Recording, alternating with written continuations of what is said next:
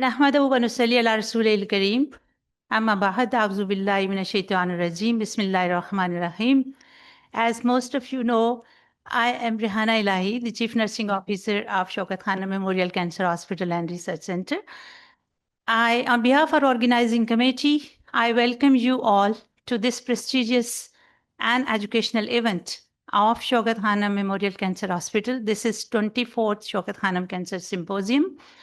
And inshallah, you will see many scholars and young nurses from Pakistan and international institutions will be participating and enlightening us with their knowledge and work. To start the program, I would like to call my chairpersons and mediators to the stage.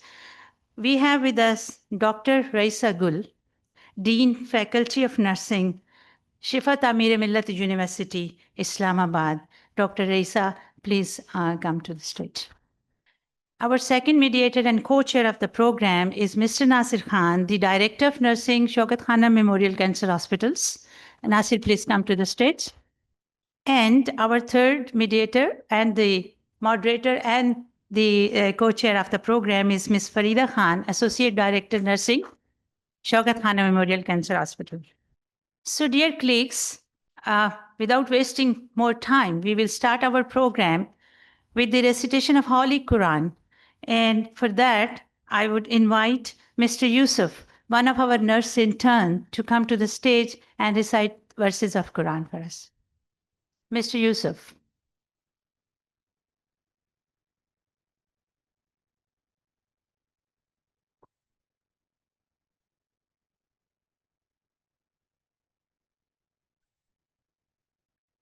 أعوذ بالله من الشيطان الرجيم بسم الله الرحمن الرحيم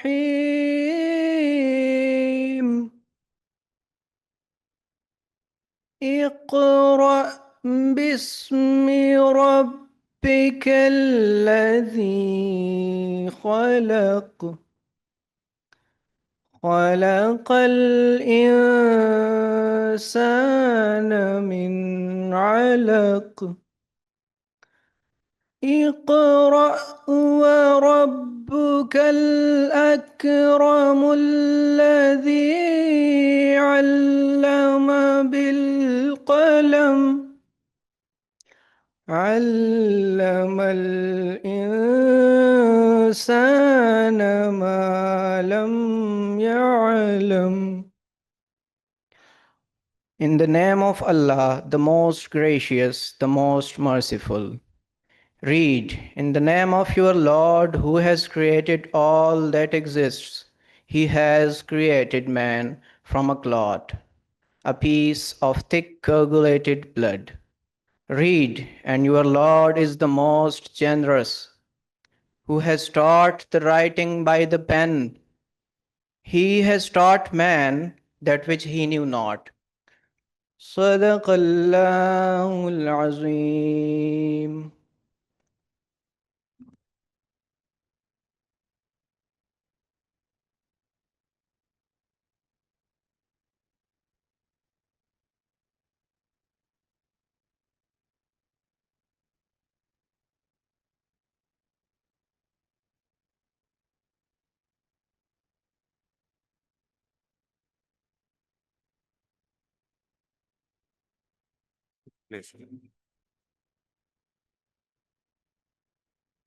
Technology can deceive you at any point. Assalamu alaikum and good morning to all of you. It is my great pleasure and honor to be here. So we, this morning, the first virtual talk by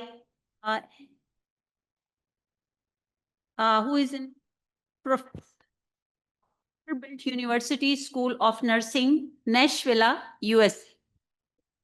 And her topic is her or his, I believe her. And her topic is use of artificial intelligence in nursing academia. Thank you. So can we have the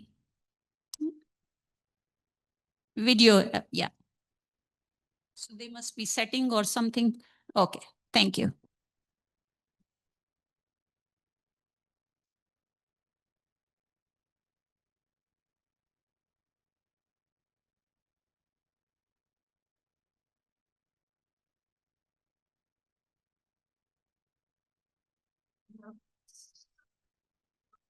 In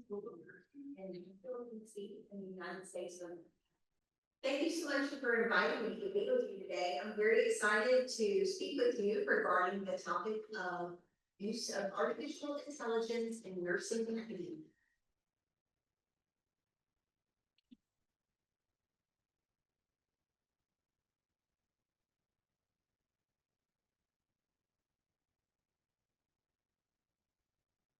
I have no conflicts to disclose. Some of the virtual simulations that I'm going to share with you were supported in part by the Nurse Education Practice Quality and Retention Simulation Education Training Program grant. The content doesn't necessarily represent any official views or policies or an endorsement by HRSA or HHS. During this presentation, we're going to think about some overarching principles associated with ethical and responsible use of AI in nursing academia. We're going to think about some opportunities for AI use in nursing education and explore applications of AI for clinical simulation and automated feedback. We're truly in the midst of a significant shift in nursing academia. We're focusing even more on readiness to prepare nurses for complex healthcare systems. And we're faced with the emergence of AI into not only our healthcare system, but also our everyday lives, and increasingly within nursing education.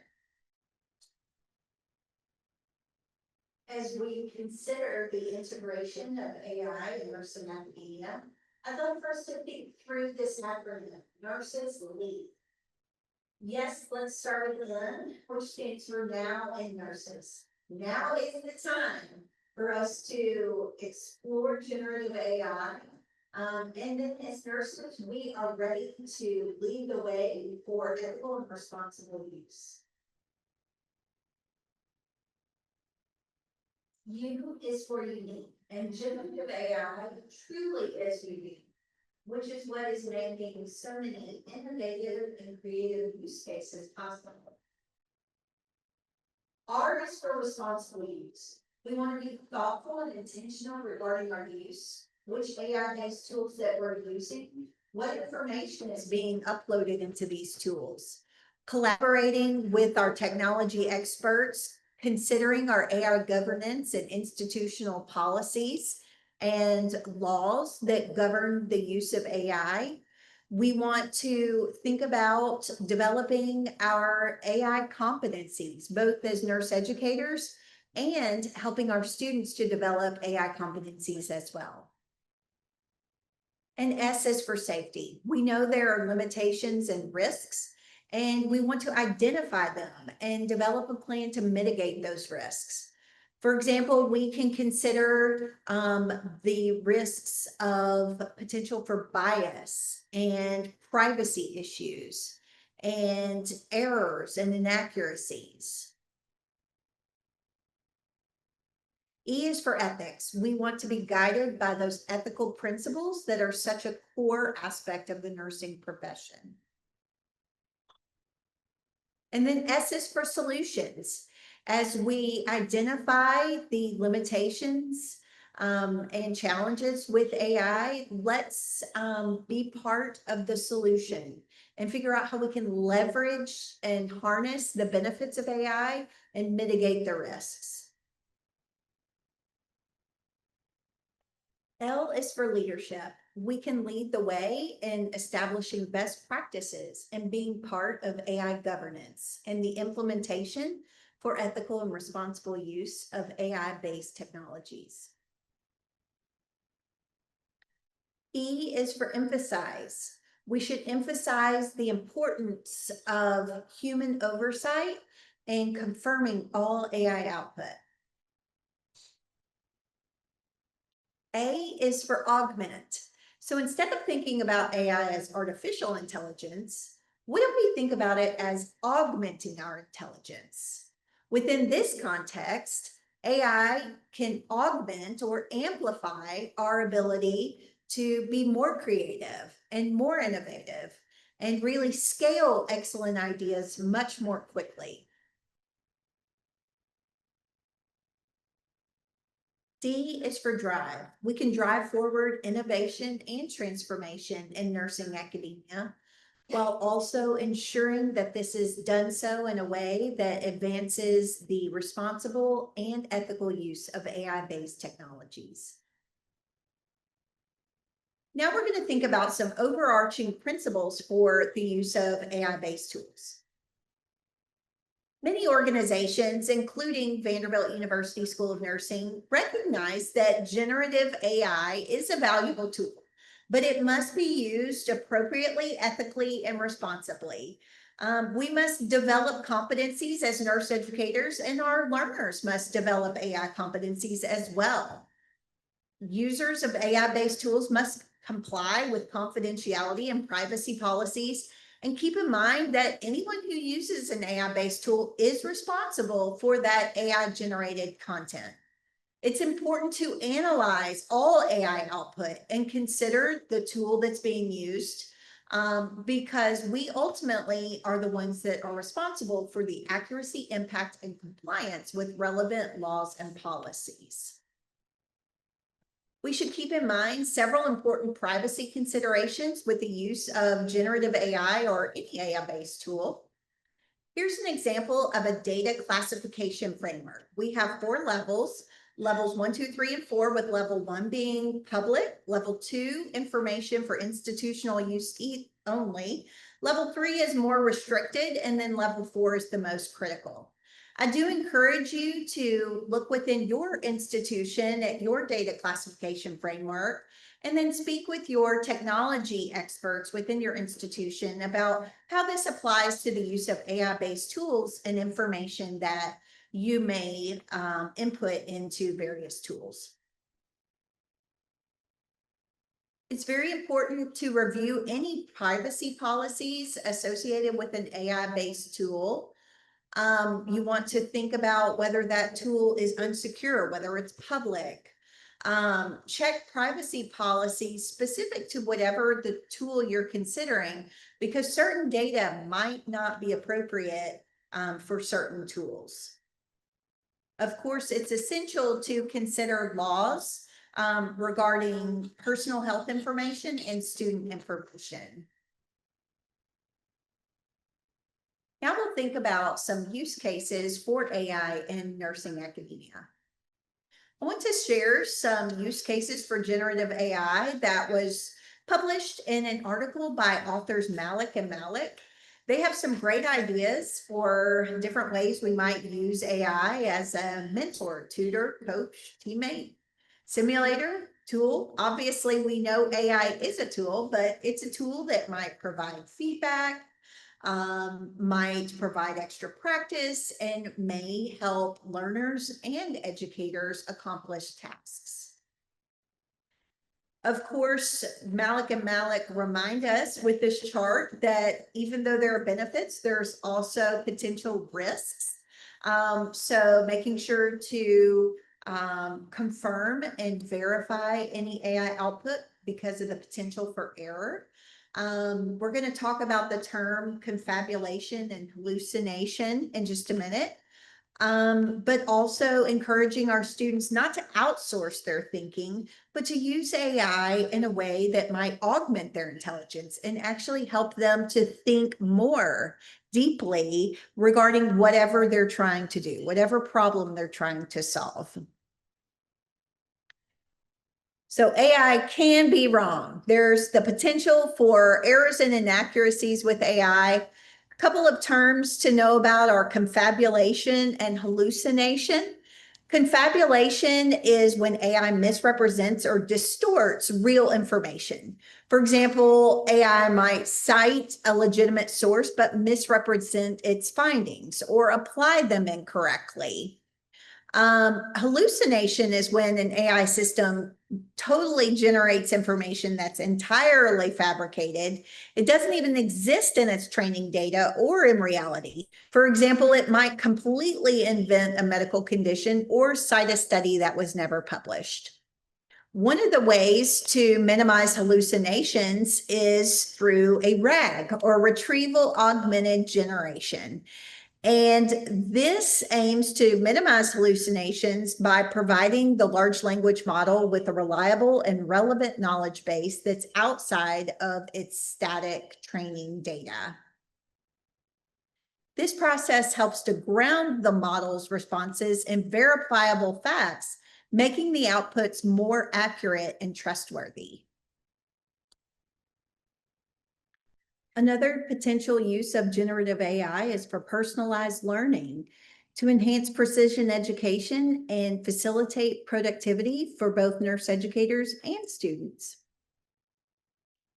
AI can help students with personalized learning or precision education by promoting adaptive learning, providing them with automatic feedback, helping them make study tools much more independently and quickly, and really customized to whatever areas they need to focus on. And it may also be helpful with competency-based assessment, pulling together all the evidence of what they've done, where they might have gaps, where they have strengths, and helping them to see where they are and what are their next steps in order to attain competency.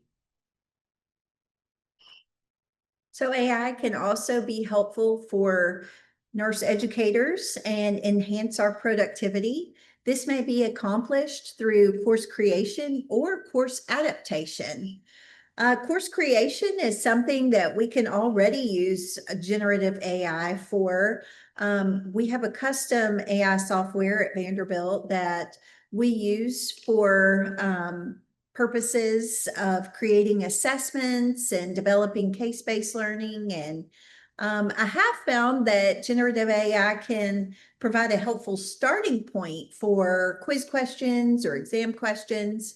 But I'll definitely caution anyone to make sure that you're closely reviewing the AI output, because I do have to do quite a bit of editing for the exam questions that I've seen with generative AI. Content adaptation, I think there's a lot more that we may see regarding the use of AI to adapt content and assessments to make it specific to each learner's needs as well as their preferences.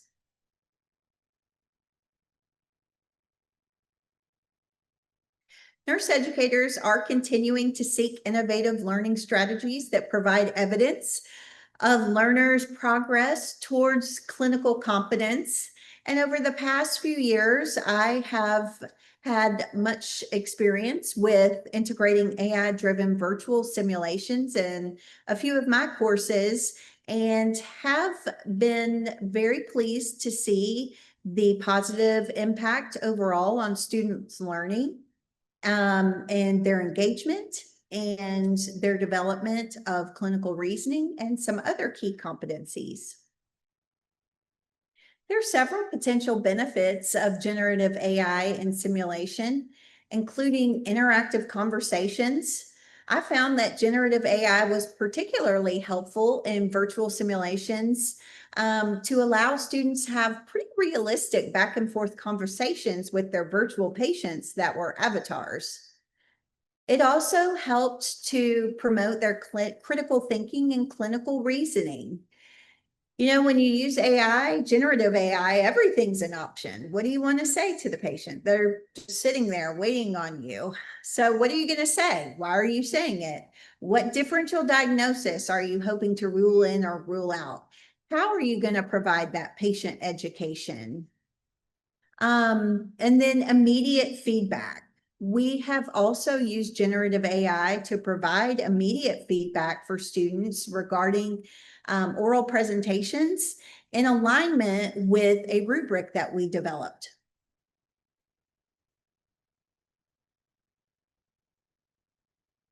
Generative AI was also really helpful in providing students with immediate and customized feedback. So another project regarding AI-driven virtual simulation involved collaborating with AI and virtual simulation software experts to align a rubric that was developed by my faculty team in order to provide the students with AI-generated feedback immediately after they completed a screen-based virtual simulation in which they performed a history for a patient with an acute complaint.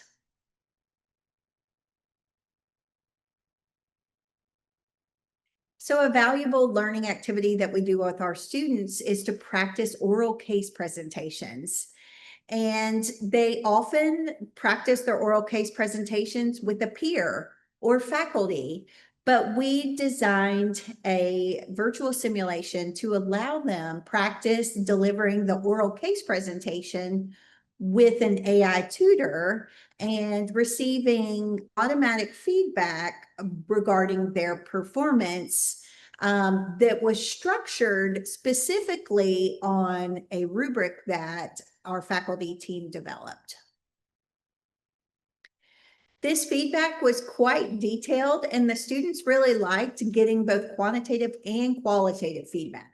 So they could see their overall score, and then they could see their score in each of the major sections that we were working on, as well as what they did well and opportunities for improvement.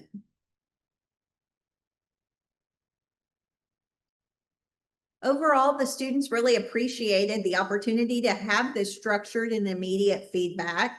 Their most common reaction was that it was helpful. And then we as faculty were also able to review the performance metrics for each student and as a cohort overall. And we were able to see they did quite well. And then over time, we were able to see their progress as they continued to practice this same key clinical activity or skill with different cases.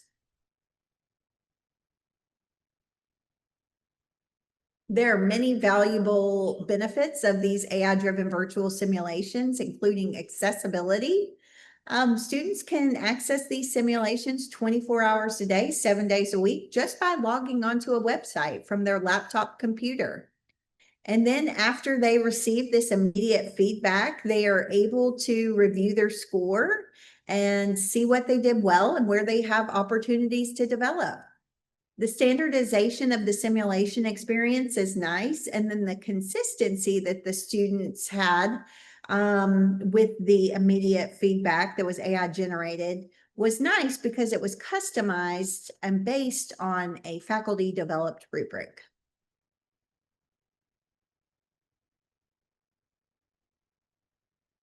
Development of the AI-driven virtual simulation with the automatically generated feedback did take a lot of time to customize. So this was the one where the students presented an oral case presentation to an AI tutor.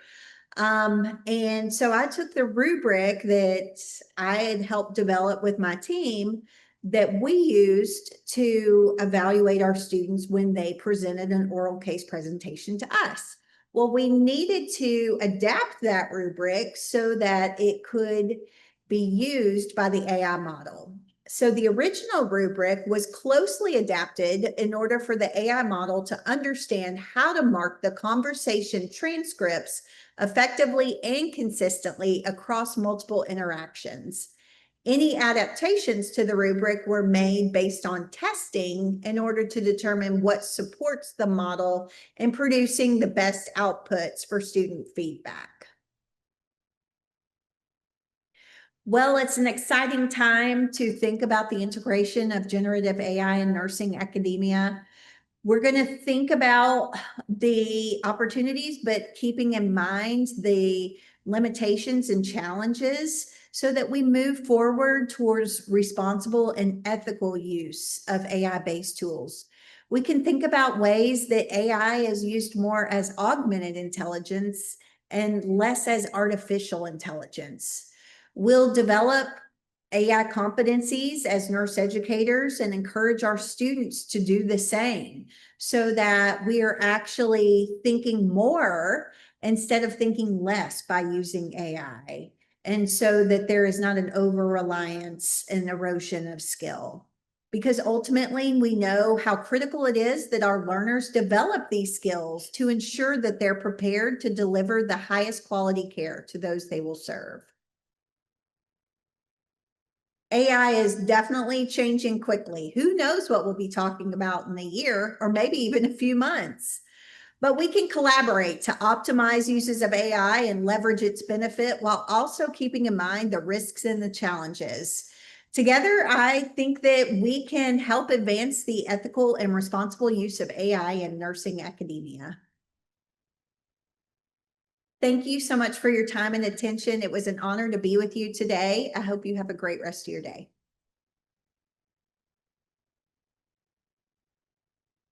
On. So thank you very much, Angel Anthmerton, for a very enlightening talk.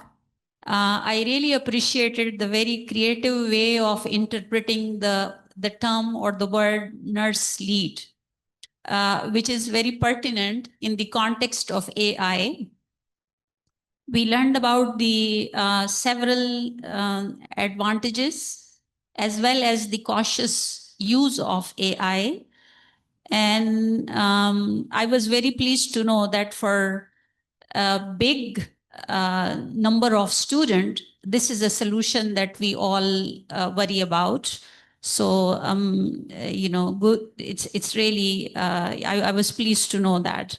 And I will say that perhaps our student will teach us better how to teach. So from a flipped classroom to a flipped learning model is something that we should look forward to. Thank you.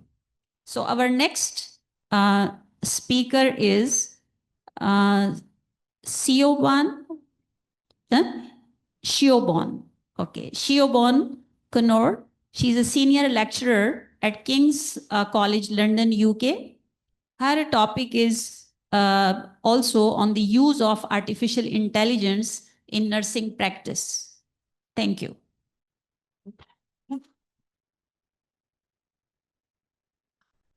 Lovely. Good morning, everybody. Lovely to see you all, and thank you for coming. And this is my first time in Pakistan and my first time in Lahore, so I feel very welcome and well looked after. And I also really love your weather. It was cold and raining when I left London on Wednesday, so I'm very happy it is warm and dry in Lahore. So I'm going to talk to you today about artificial intelligence in nursing practice. So I'm currently a senior lecturer at King's College in London, and I also have an adjunct associate professor role at Western University in Canada. Is it a little bit lower? Turn it off completely. Yeah, I might just stand back a little bit if that's.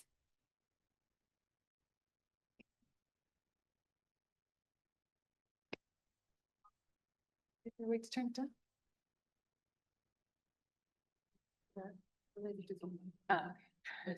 Thank you. I'll just stand back a little bit. Great. Is that a bit better for everybody? Good. Lovely. So, yeah, and I also have a voluntary role with Sigma Nursing, and I'm a UN liaison with them. So we're very lucky in the UK. King's College London is ranked top in the world for nursing in terms of research, and we have a lovely campus in central London where we have our nursing faculty. If you ever come to London, please let me know. I'd love to show you around. It's a really beautiful city, similar to Lahore. It's got lots of culture and history and lots of really nice food, although yes, our weather is not as good as Pakistan, I'm afraid, but it is a very nice place to visit. And it's a great place to work as a nurse and a nursing scholar. I also just want to mention a wonderful nursing association called Sigma Nursing. There is many chapters of Sigma Nursing all over the world. It's a scholarly association for nurses who do research, and there's also a chapter or group here in Pakistan. So if you're not already a member, I'd really encourage you to join Sigma Nursing. It's got lots of resources, it's got funding for research, it's got conferences you can attend for networking opportunities, and it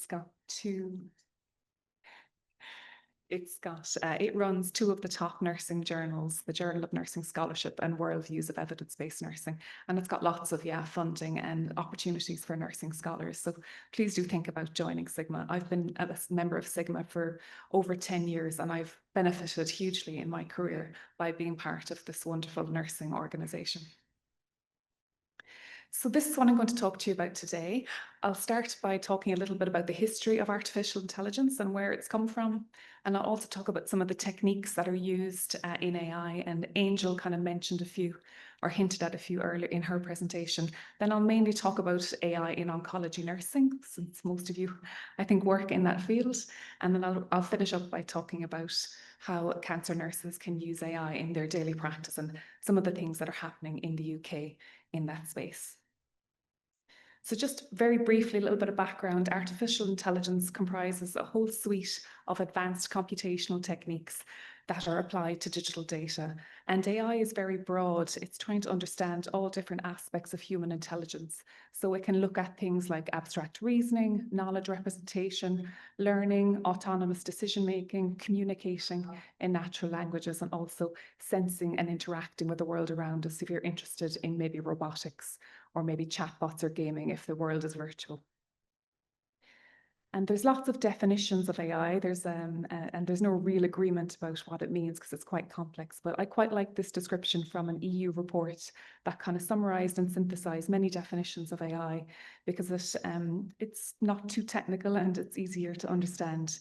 But it's a combination of software and hardware systems with the goal of mimicking some aspect of human intelligence, and it combines both structured and unstructured data and uses a whole range of techniques, mainly symbolic rules and predictive modeling, which I'll talk about in a minute, to help us understand the world around us and interpret and make the best of it. So that's a really nice description of AI.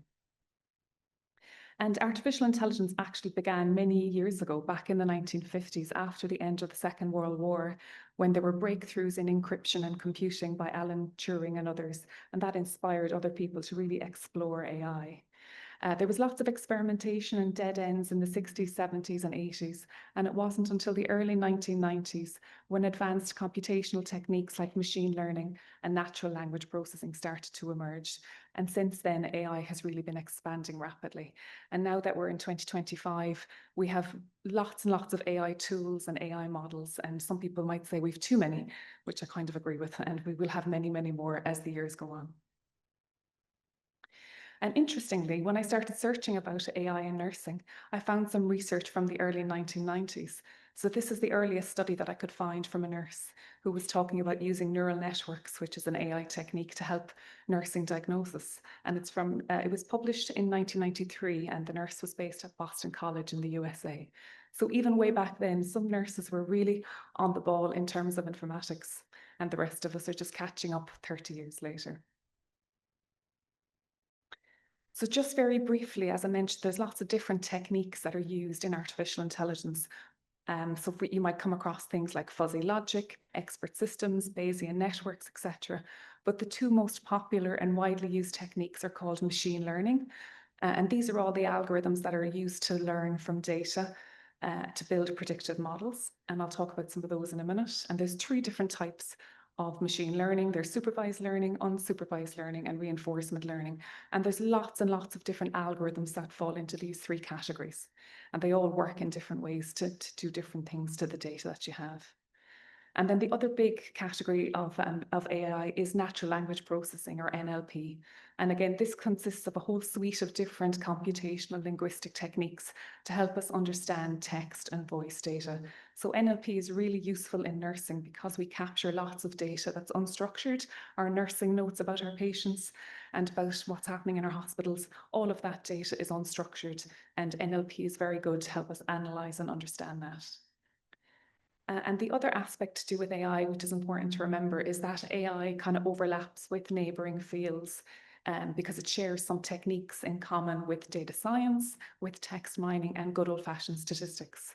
So it can be a little confusing when you start reading about AI initially, because you'll come across these other fields as well, but they do have some things in common.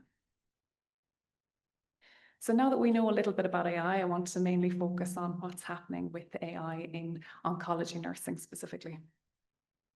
So myself and some colleagues did a systematic review a year or two ago to look at all the research that had been published on AI in cancer nursing.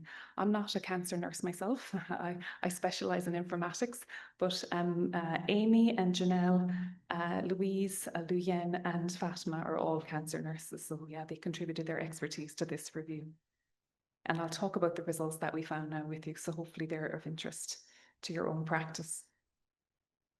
So when we did the review, we were thinking about three different things. We had three questions that we wanted to try and understand. First of all, how is the AI being applied in all the different areas of cancer nursing, and how is it being used? Then we interested in how involved cancer nurses were in the research itself, and then also look at the limitations and risks of AI, because it's not a perfect technology. It does introduce new risks and limitations that we need to be aware of as practicing clinicians, because it could potentially have an impact on our patients. So I won't bore you with the methods. We use the standard approach to doing kind of a scientific review, search databases over a 12-year time frame using all the key terms. And we were just looking for real-world studies that used AI and not anything that was prototyped or simulated. So we excluded some studies that fell into those categories. We found a couple of hundred results, and after screening, we ended up including 20 research studies in the review. And it's just quite a descriptive review. There was no RCT, so we couldn't do any meta-analysis, and most of the studies were quite descriptive, so we just summarized them in that form. So just very briefly, this is just an overview of the kind of geographic spread of the research. Most of the studies were conducted in China. There was 3 in the USA, 1 in South Korea, and then 1 in Denmark, Finland, Iran, Italy, Japan, Switzerland, Taiwan, and the Netherlands. Unfortunately, there's plenty of parts of the world that aren't doing AI research at the moment. Parts of South America, Africa, plenty of parts of Europe as well, and Central Asia. But this review was published maybe a year or two ago, so I'm sure there are countries now that are contributing research in this area. So just very briefly, the study characteristics, there was a whole suite of cancer patients involved in the studies, from bladder and breast cancer to skin cancer, head and neck cancers, gynecological cancers, etc. But the patients that were involved were typically older patients, 50 or over, but there was one research study about a pediatric population. There was a whole suite of AI techniques used, mainly machine learning techniques like decision trees, random forests, support vector machines, neural networks, etc. And the study designs were merely quantitative in nature, taking data sets from an electronic health record in a hospital system of some kind. So coming to the results that are of interest in terms of cancer nursing.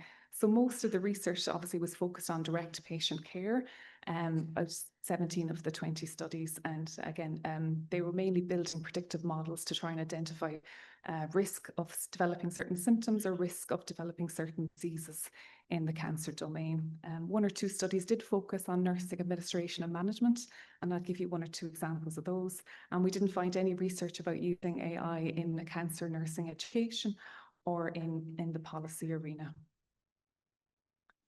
So there's lots more detail in the published review about the studies if you want to have a look at them, but I'll just talk through 1 or 2 practical examples so you can see what I mean.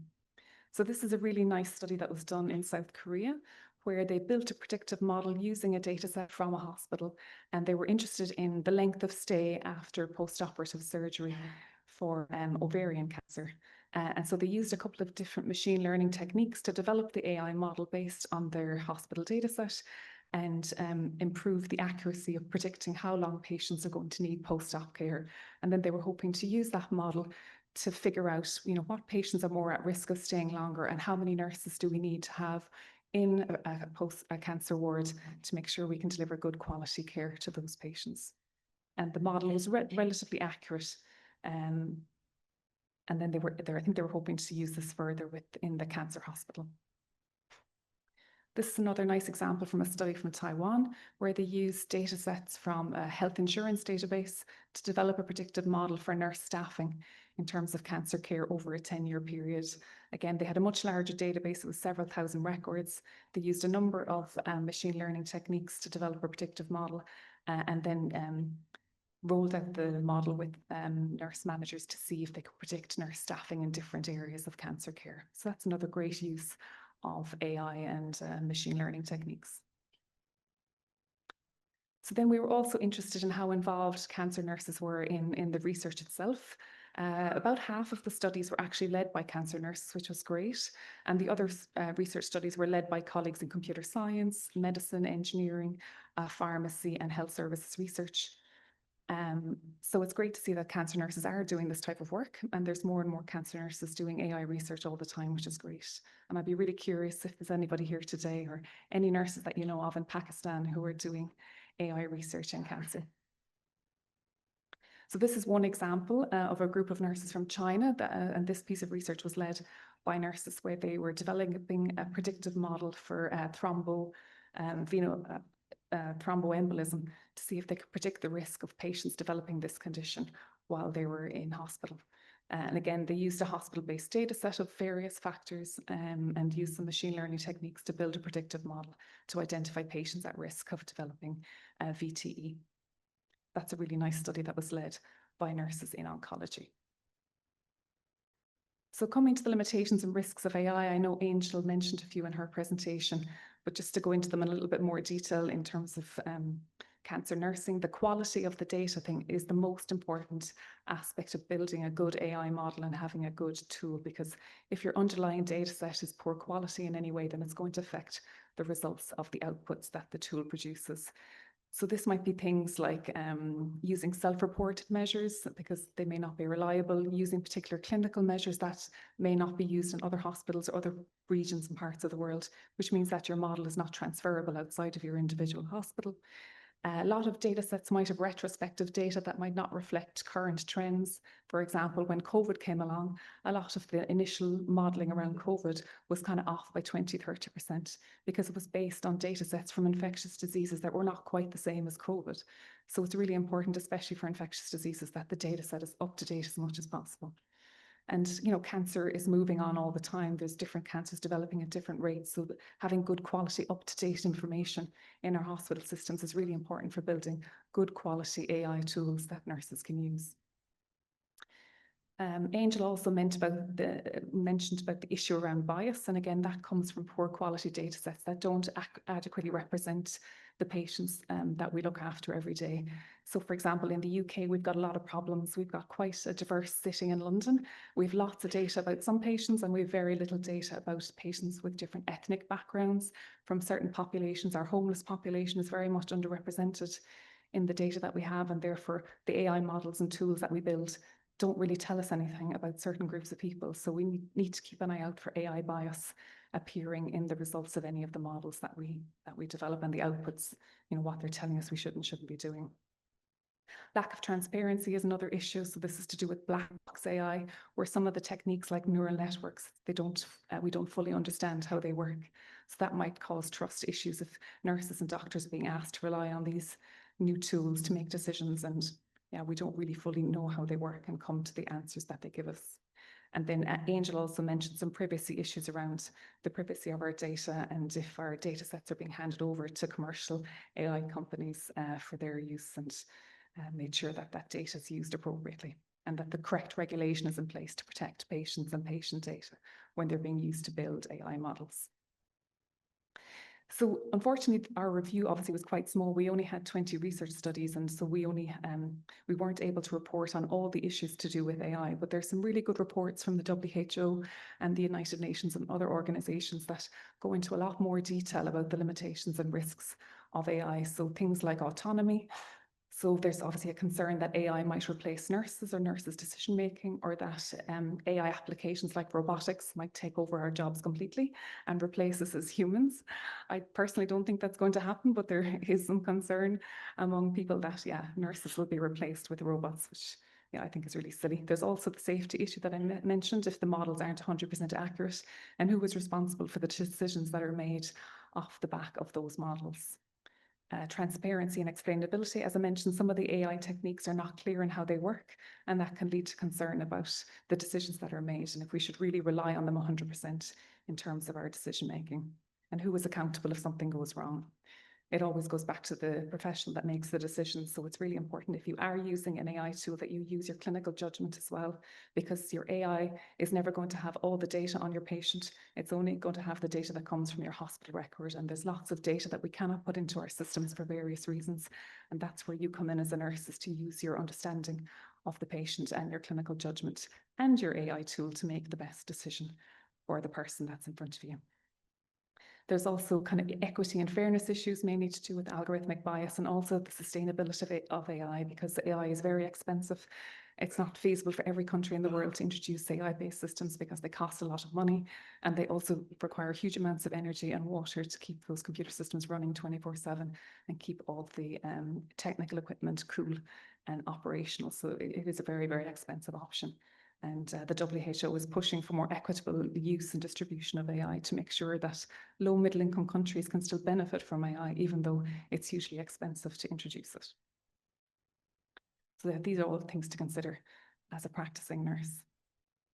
So just to kind of come to the recommendations from our review, firstly for nursing leaders, and I know there's many nursing leaders in the room, to try and strengthen capacity in the workforce to collect good quality digital data about cancer nursing and our patients. So this might mean investing more in electronic health records and mobile ways of working so that we can collect data at the point of care, and it's good quality and up to date.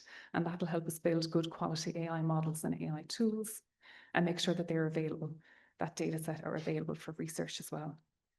For nurse practitioners, I think there's lots of opportunities to seek out ways to introduce AI into your practice and to get involved in AI research by working with colleagues in computer science, in medicine and other disciplines, because AI is a very interdisciplinary field and we need lots of expertise from different sides to contribute to that.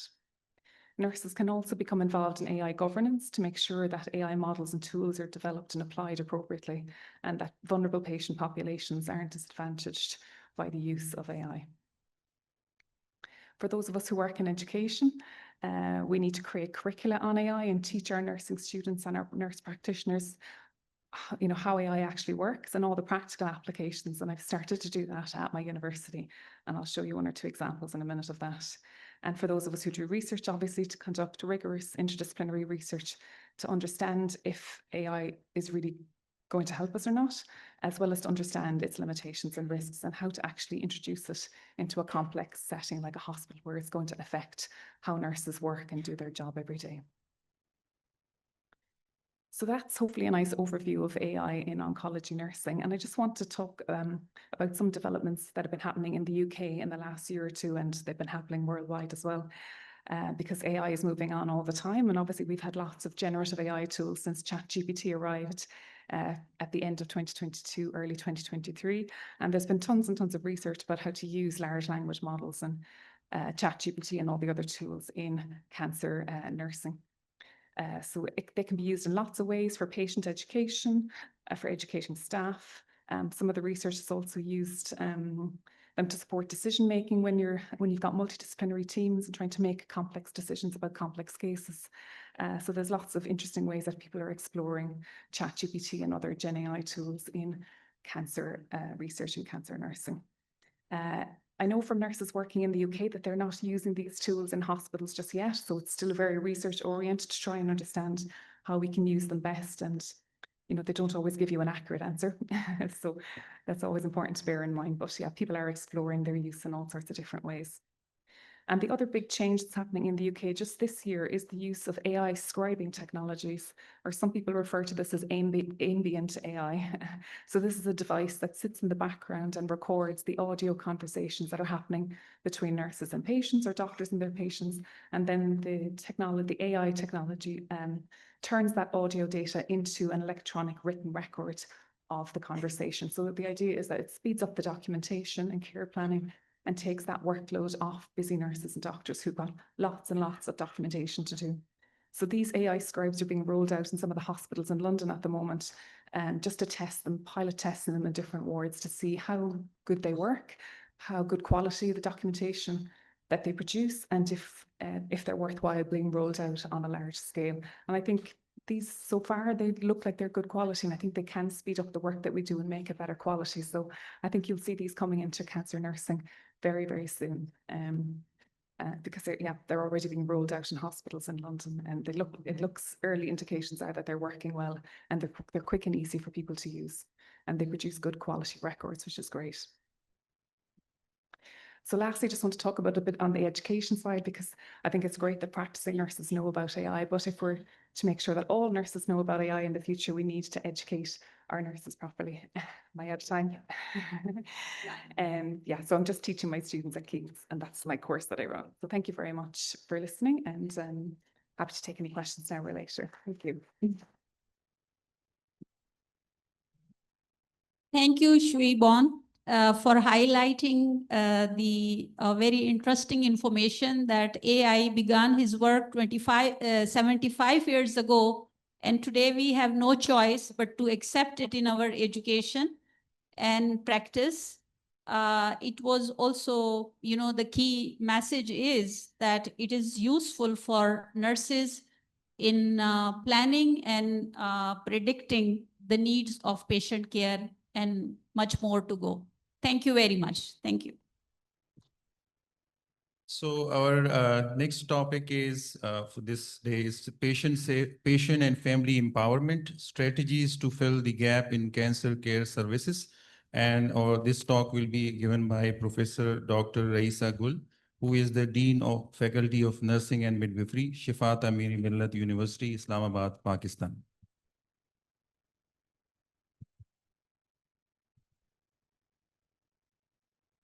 Bismillahirrahmanirrahim. Distinguished guests, leaders of nursing, organizers, my fellow nurses. Assalamu alaikum and a very good morning to all of you. I'm very thankful to Ms. Rehana and her team to give me the opportunity to be speaking to this August gathering. I would also like to disclose that this topic is closely aligned with my values and belief about patients and their family in the healthcare system of Pakistan. This is the plan of my talk.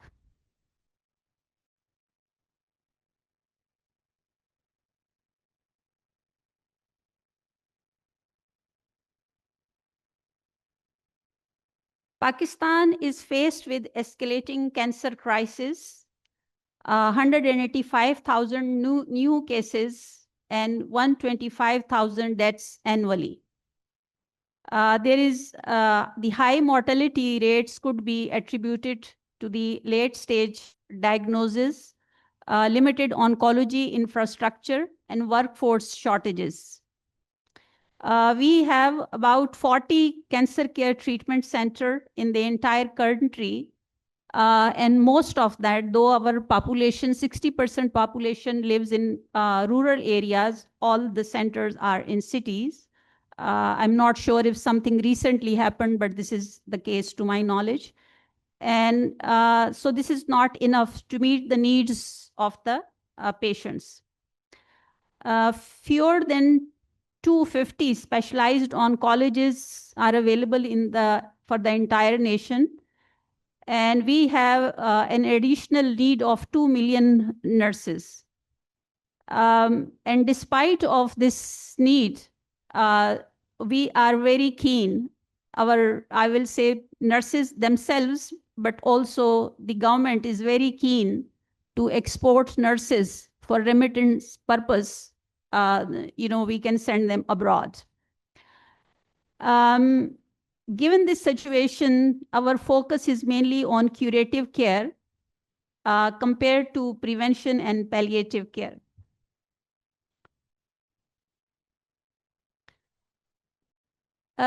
We are situated in the world top opium and morphine producer region, but only 2% of patients have access to essential opioid pain relief.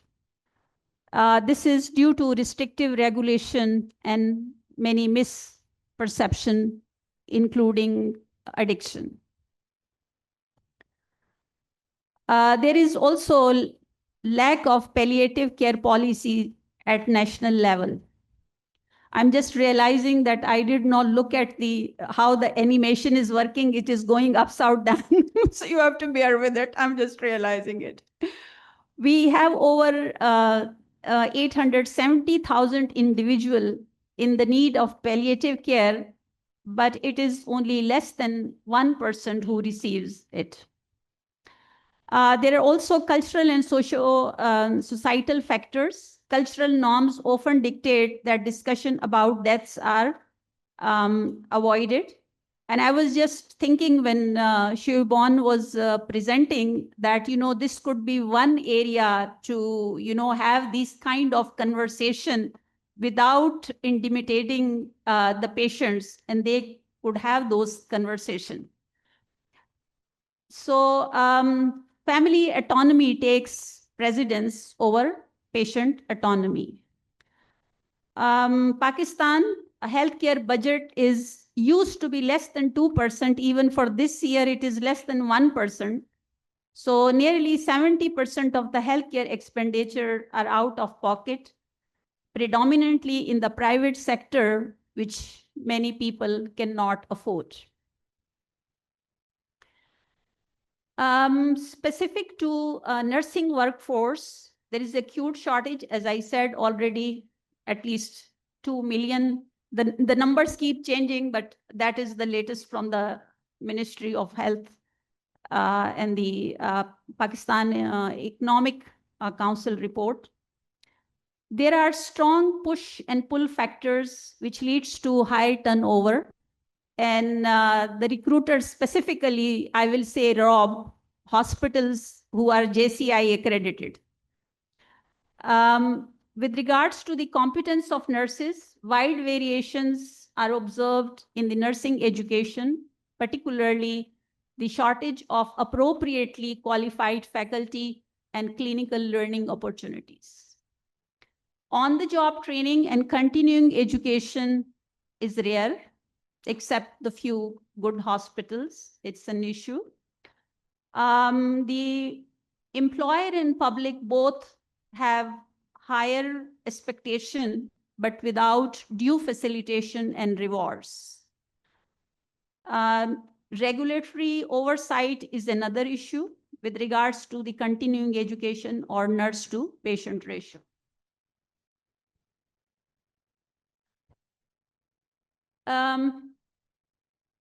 With regards to preparation and expectation from oncology nurses, all the research that you see on this slide is mostly from Pakistan. So there is small number of nurses who have specialized training to work in oncology setting. As I said earlier, orientation of nurses in hospital is not a norm. Most of them are not involved in breaking the bad news about diagnosis or prognosis, but they are expected to provide extensive care for patients, and patients and their family member do feel comfortable asking questions from nurses about their care. Unsatisfactory practices and application of knowledge into practice remain a big concern.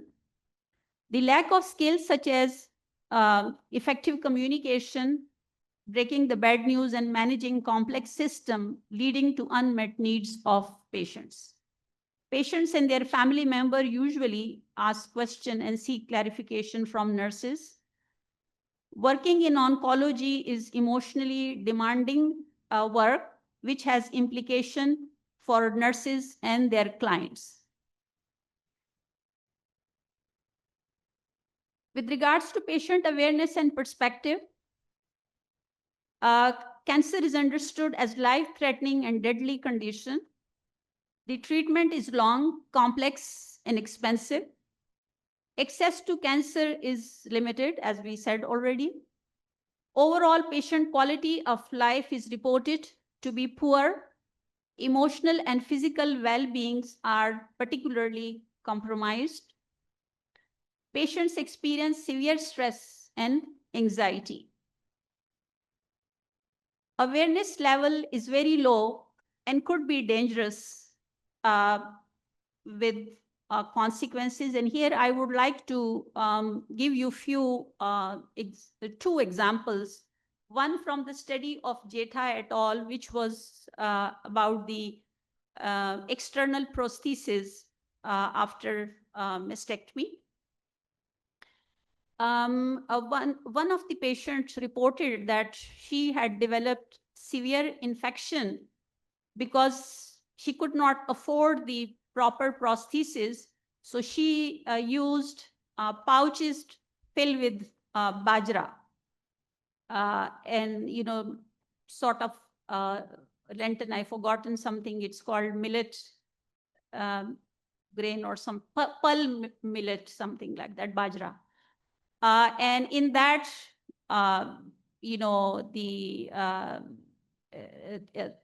it developed worms in it, and that affected the wound. So you could see so serious, because one is affordability and again is the lack of awareness. Likewise, another study which was done in women who were undergoing radiation therapy after breast cancer. In that, several of them reported that they did not take bath, and this study was done something in the month of it's like June, July. The study was done. So they were not taking shower because their skin was marked for radiation, and they were told that they need to take care that it is not erased. But there was no further education. So how these women will take care or shower? And some who required it, who had no choice to do that, then they marked themselves with some marker, which again could be very dangerous. So let's talk about paradigm shift in care. The current evidence from world consider quality of life as the primary goal for cancer treatment in patient survival. And modern oncology services prioritize patient-empowered, a shift from paternalistic care to partnership model that improves satisfaction and clinical outcomes globally. In Pakistan, empowerment must target the entire family unit as the primary decision maker and support system, ensuring informed and collaborative care. Here, nurses, if appropriately prepared, can help the patients and family caregiver empowerment in several ways, as I'm showing on this slide. That is from hospital to home care.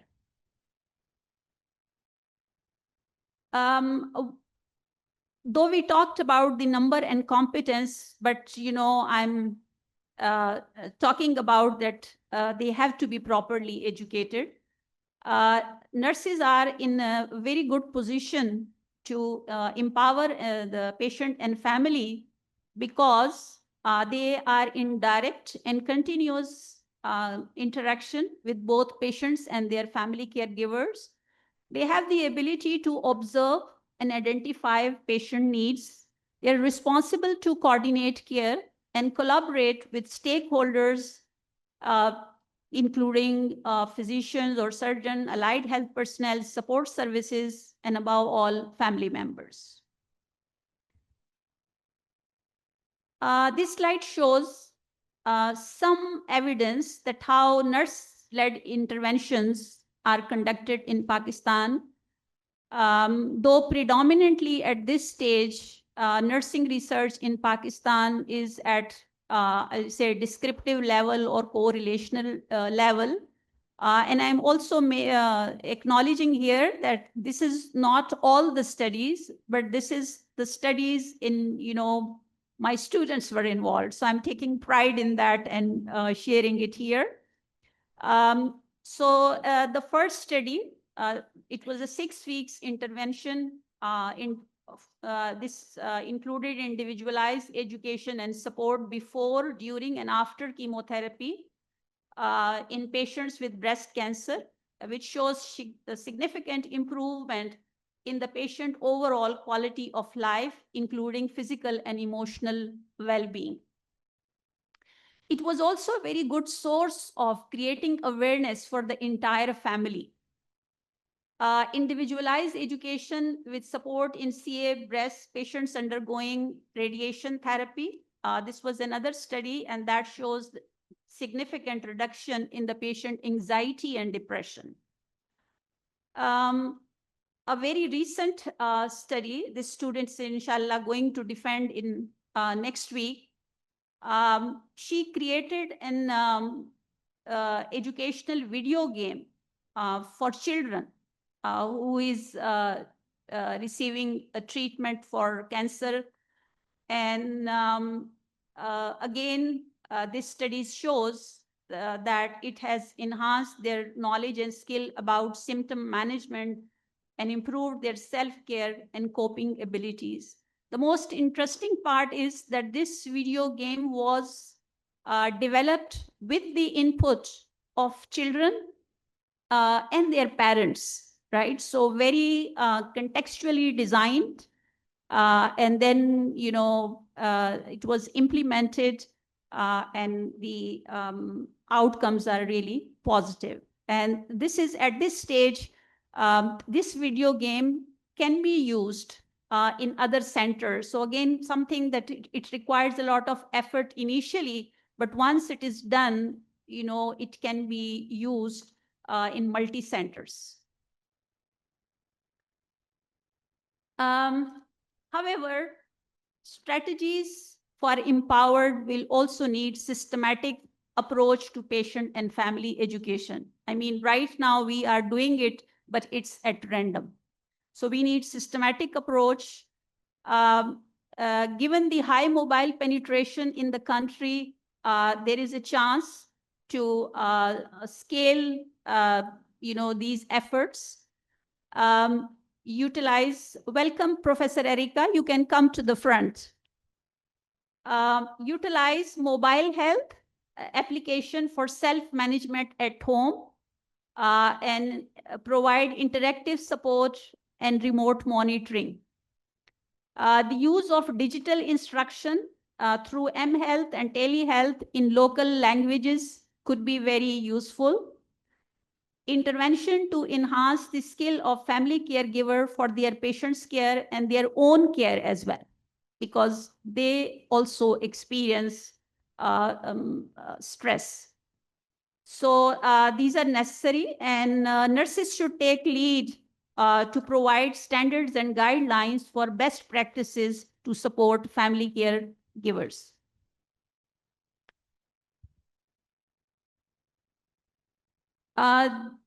We also need to advocate for specialized nurses in oncology and for their continuing education. We also need to enhance their research skills and evidence-based practice. So how, given all those needs, I'm going to disclose it to you with happiness, I will say, that the Shifa College of Nursing, in collaboration with Shaukat Khanum team sitting here at front, inshallah, we are going to start a postgraduate diploma leading to MSCN. And I will just elaborate a little bit that to date, we have mostly two tracks in MSCN. That is education and critical care. And the way it's offered, that we have core courses first and then specialized. In this approach, we are going to flip it. What inshallah we will do, that we will offer the specialized courses first. And if someone wants to exit after those courses, they can exit with a postgraduate diploma. And if they want to take a break and want to come after a year, they can come back, do the some research work, and they could exit with a master's degree. So this is something that we have adopted to, that as we moved from diploma to degree education in the country. Previously, we used to have 1 year specialization. And people felt that, why should they take these courses, because they think if they have done degree, diploma has no value. So it used to be post basic diploma. It will be now postgraduate diploma, right? So I hope you find it appealing. So one of my recommendation, I hope it is not a surprise for you, Ms. Rehana.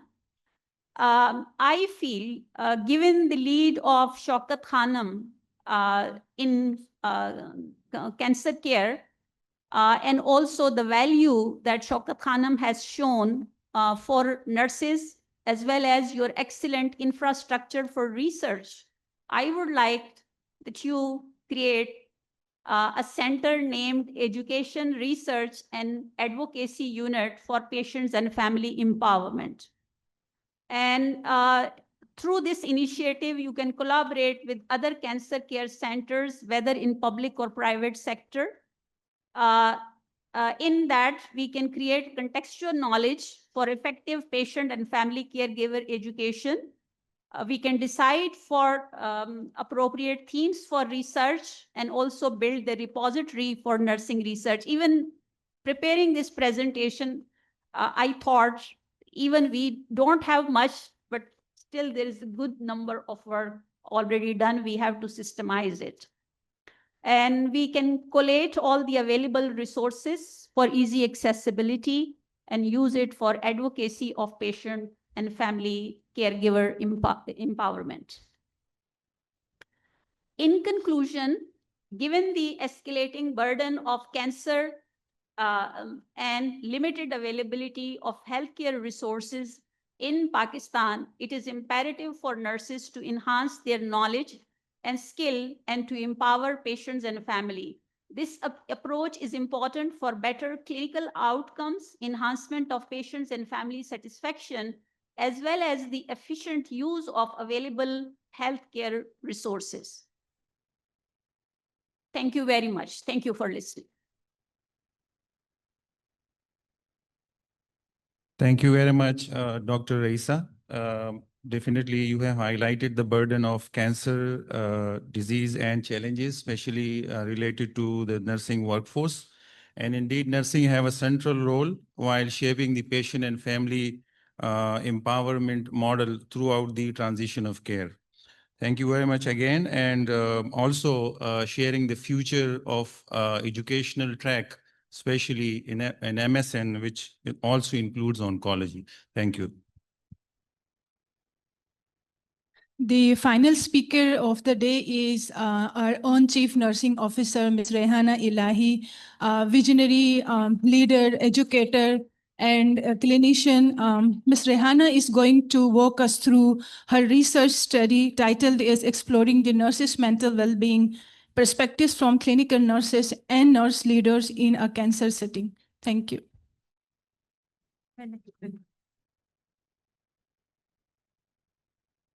Assalamu alaikum.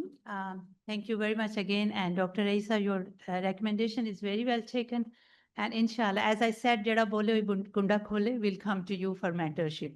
It's a lifetime mentorship, will never end for me at least. Exploring the nurses' mental well-being perspective from clinical nurses and nurse leaders in a cancer care setting was a study conducted by senior nurses of Shaukat Khanum, including myself. So outline of my presentation would be based on these topics. In introduction, I must say nurses and other healthcare providers need to perform their level best and their highest level to meet the need of the patient care. They must work upfront in life and death scenarios and show stability, knowledge, and competence. Nurses, by virtue of nature of their job, have to face multiple stressors in their daily work life, which can impact their mental health and may lead to several consequences, which are listed here as poor job performance, poor patient outcome, decreased patient satisfaction, and reduced nurses' job satisfaction. Nurses' mental well-being is a crucial concern for the healthcare system stakeholders and the organizational leadership. Nursing and the non-nursing leadership may promote it by recognizing nurses' contribution to the healthcare system. So the research study, the objective was to explore the clinical nurses and nurse leaders' perspective about nurses' mental well-being. And there were two questions: what factors in working environment affect nurses' mental well-being? What initiative can be taken by nurses leaders to enhance the well-being of nurses at workplace? The methodology, which was used, a descriptive, exploratory, qualitative study at both campuses of Shaukat Khanum, Cancer Hospital, Lahore and Peshawar. We choose purposive sampling, which include 10 to 15 nurses in each group of clinical nurse and nurse leaders. The clinical nurse definition in our context is a nurse working 50% and more of its time in a direct patient care. So that includes staff nurses too, official shift leader and team leaders. So the clinical nurses working at Shaukat Khanum for the last 1 year were included in a sample. Those nurses who are serving their notice period have gone through certain disciplinary actions, have faced mental health issues, and family issues were excluded from the study. In-depth interviews were conducted following study guide.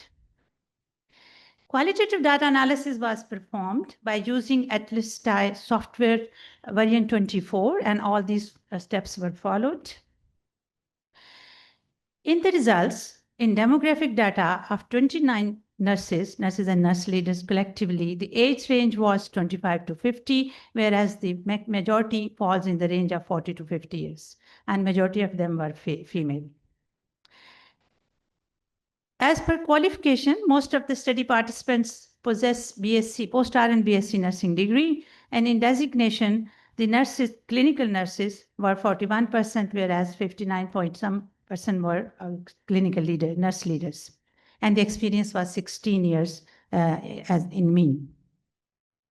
The key themes derived from this study were perception regarding mental well-being, factors affecting mental well-being, consequences of disturbed mental well-being, coping strategies the nurses are using, and what are they suggesting to the organization to make the to make the mental well-being sustainable. So I will describe one by one. The perception regarding mental well-being derived 4 further themes, which include significance of mental well-being for nurses, balance between professional, personal, and social life, satisfaction with personal life, and managing self. So mental well-being is a crucial phenomena or a factor to contribute safe and quality care of their patients. One of our nurse participants said, if you are not mentally well, how can you provide care to others? One cannot be good health professional and cannot provide quality care if it's not mentally healthy. And the phenomena was supported by Cherry et al. Well-being is an experience of positive perception and the presence of constructive conditions around someone. The second sub-theme was balance between professional life, personal, and social life. One of the participants said that well-being has 2 aspects. One is how a staff is adjusted to the workplace, and the second one is how their family matters are going on. If we do not take care of all these simultaneously, we cannot maintain their mental well-being. And one of the participants said that if we are mentally disturbed, inactive, or aggressive, may shout out someone, we may create the problem in the environment. This phenomena was also narrated by Suhaili et al. That it's important to have professional, personal, and social life balance for nurses to have positive well-being. In the same theme, a sub-theme was satisfaction with personal and professional life, and one of the participants stated how one can take care of self, like exercise, eating habits, sleep pattern, etc., and maintaining the relationship and managing the stress is a well-being. And then Cherry et al. Has supported it that well-being is a positive perception and a presence of constructive condition around someone who is working in nursing organizations. Next theme was about factors which are affecting nurses' mental well-being at workplace, and it was emphasized that there are a range of workplace factors that shape nurses' experience, and they create psychological strain and emotional burden. So the nurses described different sub-themes. The incompetence is not only increased stress, but also lead to the fear of errors and apprehension about repercussion. This was the theme emerged. Our participants said someone with lack of competence is unable to provide required care and may commit mistakes and hide them due to fear and consequences and attached with that. And that will cause huge stress and affect the mental well-being of nurses. And another participant said that if staff is not competent, patient care can be affected and their performance can be affected. Likewise, Rees et al. Also emphasized that for nurses to work with confidence and to be stress-free or relaxed at workplace have to have a competence. Factor affecting well-being identified recognition and appreciation as a substantial source of lack of recognition and appreciation as a substantial source for distress and affect negatively staff morality and motivation. One of the participants stated, if one is not appreciated, then they leave the organization. So I suggest appreciating good work and behavior of the staff as a factor. And another staff said, I feel stressed when my senior looked at me, overlooked at my efforts and focused only on criticism. Halton et al. In their study, they've illustrated that leaders who support autonomy and encouraging nurses' independence and address core psychological needs significantly boost intrinsic motivation, resilience, and job satisfaction. In the factors, inadequate care coordination among healthcare professionals and different department was also found a factor of stress leading to poor mental well-being. And the literature has supported that care coordination among the department and healthcare provider is very important for a smooth functionality as well as to reduce stress in the environment and produce a healthy work environment. Working hours and shift schedule affect nurses' personal social lives, and the organizational policies standards further contribute to it. So one of the participants said, this hospital has different standards, policies, work expectations, workload, and quality indicators. Therefore, new nursing staff feel stressed, but this stress diminishes with passage of time. So this response was spotted by Montgomery et al. They said when job demand exceeds available resources, burnout and disengagements are likely outcomes. The third theme was what consequences can occur due to disturbed mental well-being. And the nurses have identified that mental well-being is interlinked with provision of safe and quality care. A participant said, when someone is mentally unwell, their capacity to work will be limited and the stress of work expectation may further drain their energy, leading to compromised patient care and patient harm.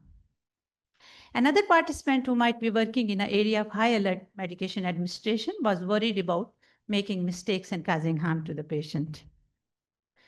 And Melanick et al. Also found that nurses need to be relaxed, mentally healthy, and need to have a sustained mental health if you want them to work in a safe and quality environment. In the consequences, nurses found that for healthy and productive work environment, they need to be relaxed, stress-free, and mentally healthy. Likewise, one of the participants said that mental well-being directly affects the interprofessional relationship among nurses, the patient, and colleagues. A satisfied staff benefits and enjoy benefits and appreciation for his work, and it cause positive effect on working environment. Whereas poor communication reduce empathy, decreased focus on work, and these responses were also found in the literature supported by different authors. Disturbed mental well-being also cause effect on performance and productivity of the staff. So staff mentioned that the staff who is motivated, a motivated staff perform a task effectively and efficiently as compared to the one who is demotivated. Similarly, they say it has a deep relationship with performance because someone who is mentally relaxed can perform the given task smoothly. And the literature in different studies supported this response. So in the disturbed mental well-being, they expressed that disturbed mental well-being can be manifested into psychological and behavioral change, which has to be addressed. Otherwise, it can lead to the serious mental problems. The participants were asked what coping strategies are they using to combat the problems, to manage their stress, and to stay healthy.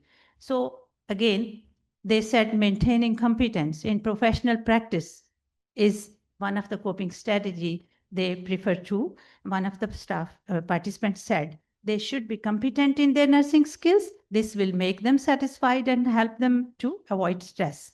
And studies also support that. One of our participants said that there is always stress in the beginning, but I have learned with the passage of time and experience. A significant dimension of coping strategy was use of emotional intelligence and self-control. And one of our participants recommended or suggested us, you do not lose your emotions, encouraging others to remain composed, demonstrating both self-awareness and empathy towards challenges. And I will tell him or her to stay calm and not be stressful. Another participant mentioned that sometimes emotional conditions make it difficult to manage your stressors and control your thing. So Karimi et al., Hedri and Ibrahimi also supported the phenomena that one can manage its stressors by emotional intelligence and self-control and can stay mentally healthy. Monitoring staff well-being by the organization, by the leaders, supportive supervision, and ensuring a positive work environment were emphasized by our participants. One of our participants said, I appreciate them verbally. My staff feel that the team leader is at my back. Supporting someone in their work is a good appreciation. Likewise, another staff said, they need someone to talk to, and by talking and listening, we release our stress. And Shanafelt and Nosworthy also supported that people who ventilate their stress and they have support from someone to manage their stress can manage their mental well-being more appropriately as compared to those who keep things to them. Then we asked the participants to suggest how organization can help. Workplace practices and policies can be further improved, and how the satisfaction and well-being can be enhanced. And we found another 5 sub-themes in this perspective. So the participants believe that recognition and appreciation is a fundamental element in sustaining mental well-being of nurses. Rewards matter. One of our participants said, appreciation gives me energy to work hard. Patients' recognition motivates us to stay accountable. And this response was supported by Yi et al. That recognition and appreciations are critical component of healthy work environment. They are directly related to job performance, lower burnout, and improved care quality. Another suggestion was to improve our professional growth and educational development, which was emphasized by our participants of the study. We should encourage staff to go for further studies like post-RN and MSc nursing, because providing opportunity for professional growth, reduce stress, and promote positive work culture. And Ching et al. Also advocated that professional growth bring confidence in clinical skills. Competence not only enhance confidence, but also foster resilience against occupational stressors and sustain the mental well-being. Another strategy or suggestion which was emphasized by the participant was significance of a psychological, safe, well-managed environment. And the research supported that cultivating a positive work environment, providing support, carrying leadership style, promote positive attitude and work behavior among nurses. Like other studies, these studies have limitations and strengths and limitations. In the strength, I would say the study have given a rich information about the phenomena because it was done trust-wide nurses working in oncology setting. Heterogeneity of the participants' experience, qualification, and their role in nursing also have enhanced and added to the body of knowledge. And in-depth interviews help us to have a deeper understanding of the phenomena. Whereas in limitation, because the study was done in cancer setting, in nurses working in cancer setting, and cancer setting have its own care paradigm, which is different from general setting. So perhaps transferability of finding to the other context may be limited. And face-to-face interviews may have affected expression of responses by the participants, which may have been still hidden and not come to the surface. Interviewer bias in interpretation of the responses of the participant could be one of the limitation. So in the end, we would recommend that phenomena of mental well-being has been established, but further studies can be recommended to explore empirical evidences and factors affecting nurses' mental well-being and the intervention to meet that.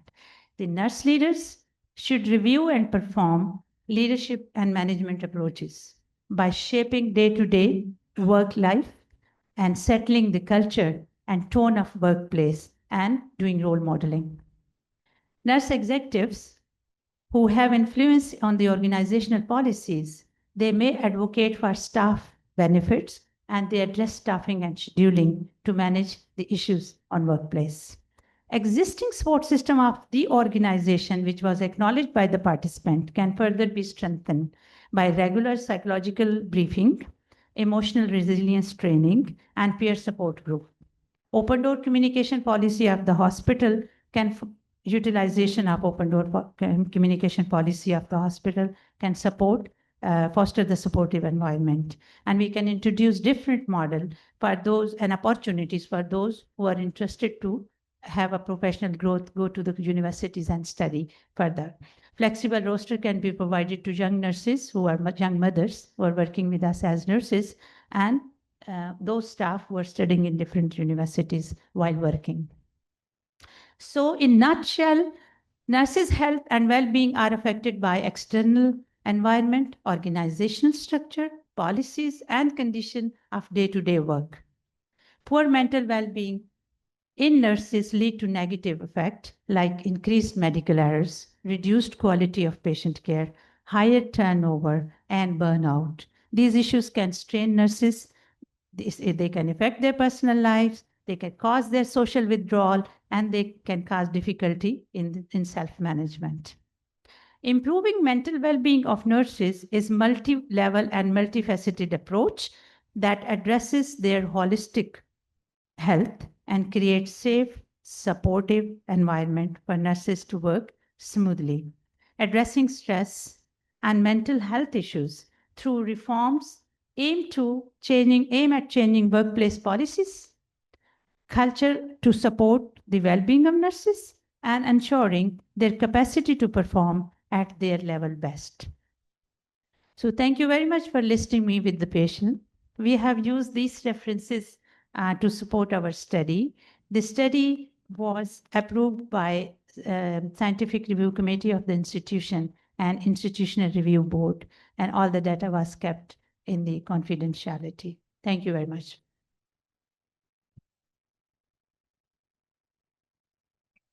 Thank you, Ms. Rehana, for sharing with us the nurses' experiences.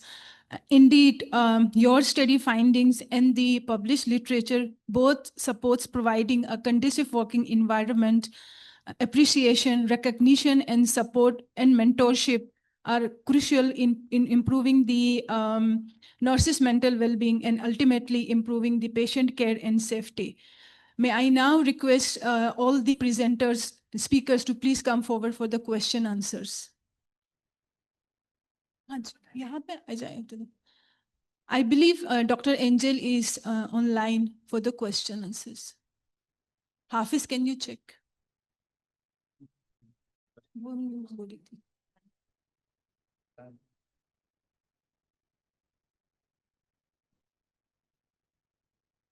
If there is any question, so we have there's arrangement in the middle of the area where you can come and ask question. Okay, so if so, can I start? Okay, Acha chalo. Okay, Basharat first. Can I? Yeah. Assalamu alaikum. So my name is Muhammad Basharatullah. I'm from Shifa International Hospital, Islamabad.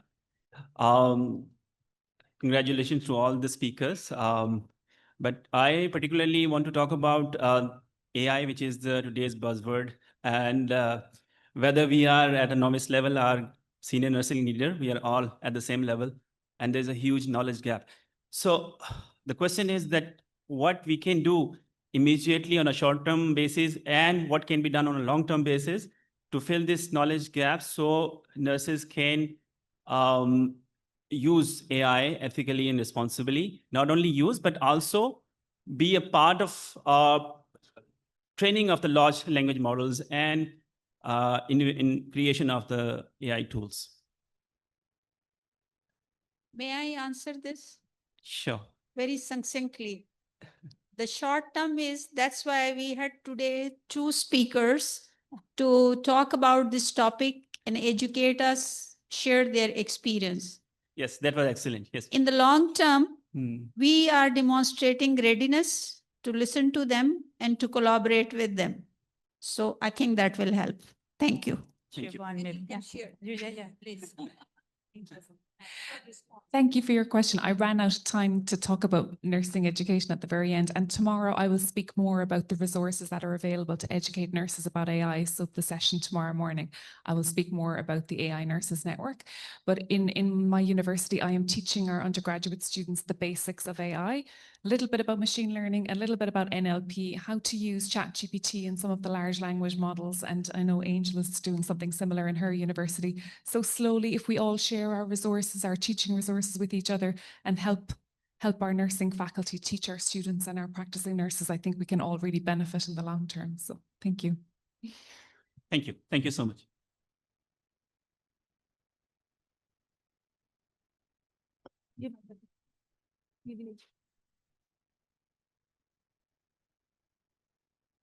Angel, would you like to respond? Sure. I agree with everything that's been said. Can you hear me okay? Yes, we do. Thank you. Okay, great.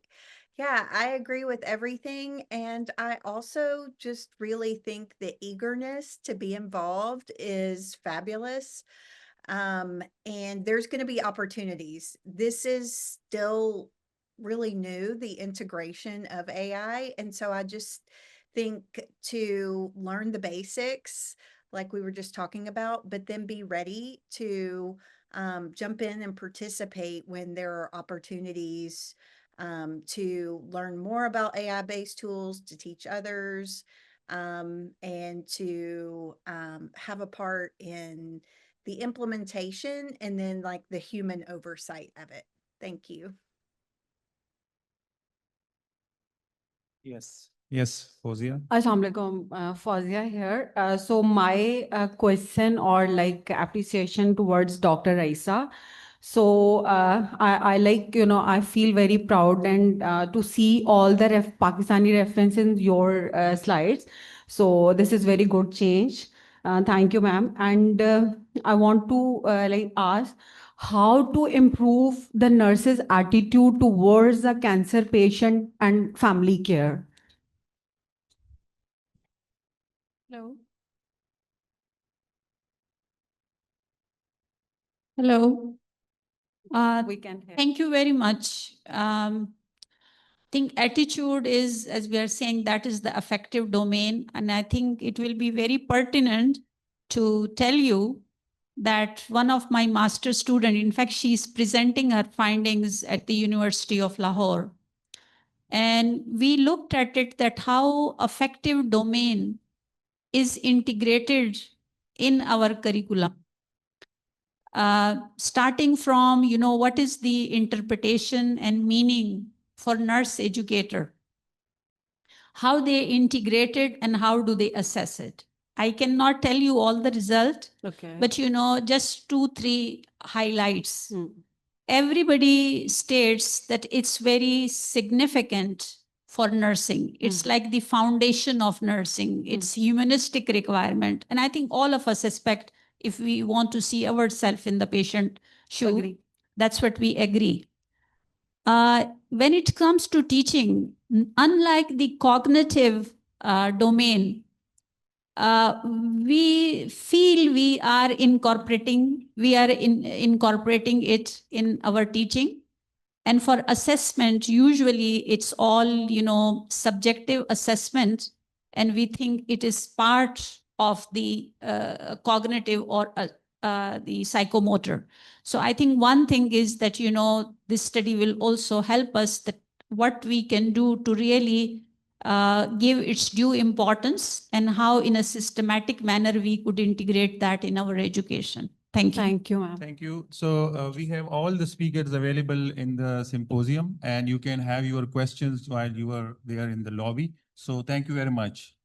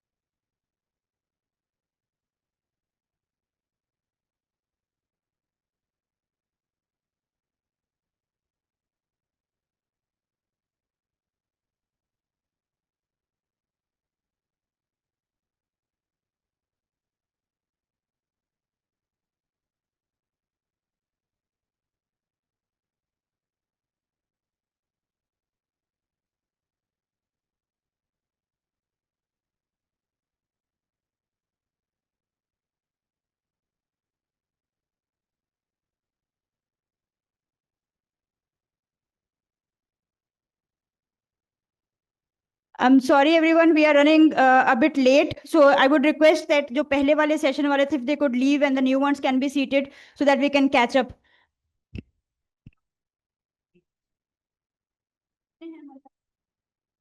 Maryam किधर है? मरियम ने सभी radiologist भी नहीं.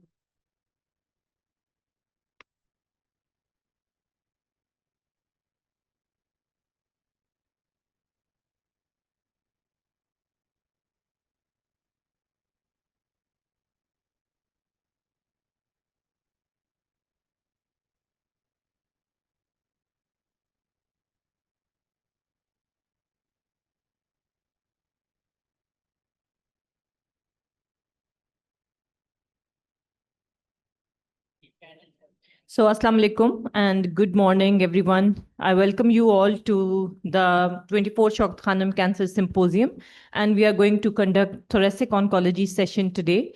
So, basically, oncology session, we have interactive cases so that we can have a discussion.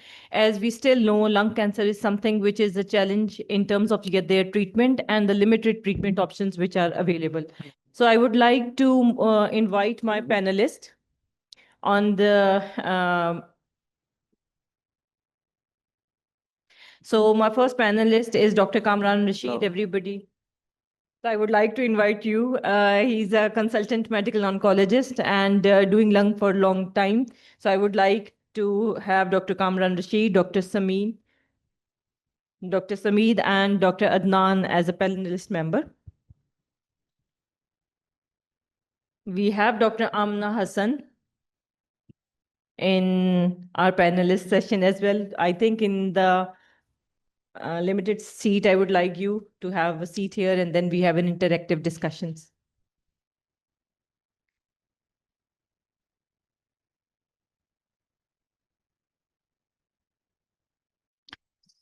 So I'm going to start with the case one.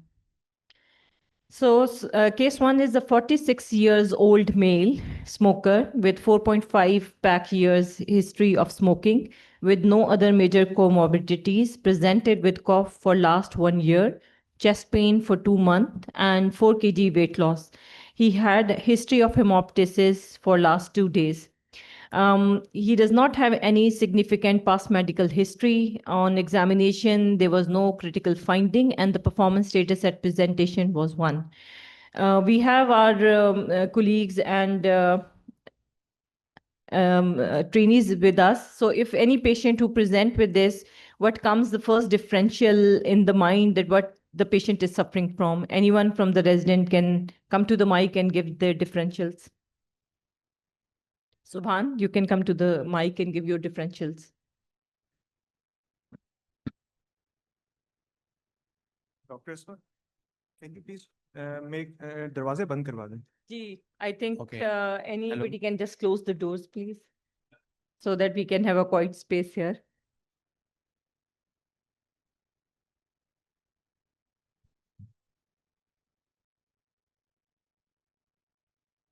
Yeah, sure. Okay. Assalamu alaikum. Myself, Dr. Subhan, resident in clinical and radiation oncology. So we can include in our differentials like tuberculosis, carcinoma, in which we can say it's a laryngeal carcinoma or lung carcinoma, okay? And maybe it's maybe an infectious disease, or that's fine. Yeah. So this patient had a complete staging workup. We did the EBUS FNA of the node and the primary. Dr. Adnan, I would just like to ask you some questions regarding how difficult is that for EB ultrasound to have their biopsies for the primary and the nodes? So with this EBUS FNA, we have two purposes. One is to get a diagnosis, and the other thing is we do the staging at the same time as well.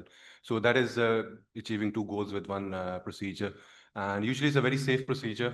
We do the procedure the same day patient comes to our endoscopy, get that procedure done and can be discharged on the same day. And usually we don't see a lot of complications. And the good thing is that we have our rapid on-site evaluation of our sample as well. So we get the initial results on the same kind of setting. The pathologist tells us whether the sample that we have taken is adequate and if we have are in the node or not. So that saves us doing a repeat procedure for that patient. Yeah. So the EBUS FNA of the right bronchial mass turned to be adenocarcinoma mucinous type and favoring the lung origin as it was TTF1 positive. So the staging workup was being conducted for this patient. On the biopsy specimen, we also performed the PDL1 testing, and which was negative for this patient. The MRI brain was done, which showed small focus of the right parietal infarct, but no metastasis. Apart from, we as all know that apart from PDL1, we also would like to have an EGFR mutation and ALK mutation testing for these patients. So EGFR 18, 19, 20, 21 was wild type, and ALK mutation was also not detected. So this patient had a PET CT, and I would like Dr. Amna to just have a look and comment briefly about the images. So the primary mass is hypermetabolic.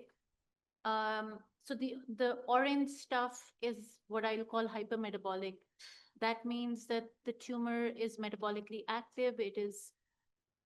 We have two differentials, which would be infection or tumor, but given the clinical context, and in addition to the lesion in the lung, you have lymph nodes in the mediastinum, and then you've got a lesion in the bone, which lights up on the lower left for you image.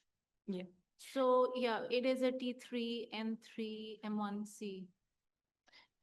Yeah.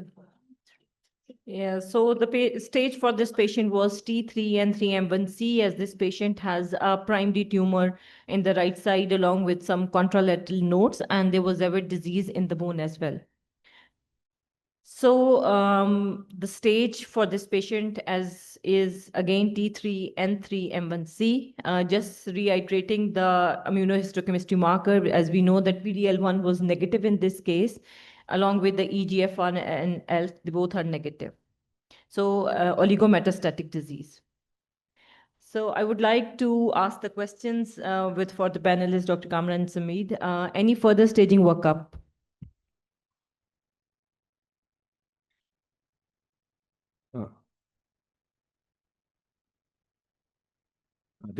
I don't think so. It's complete. Yeah, you have a CT, MRI of the brain and a PET scan. That's good enough, I think so. Yeah. So we don't need any further investigations like bone scans for these patients because we have a PET CT which showed that it's a metastatic disease.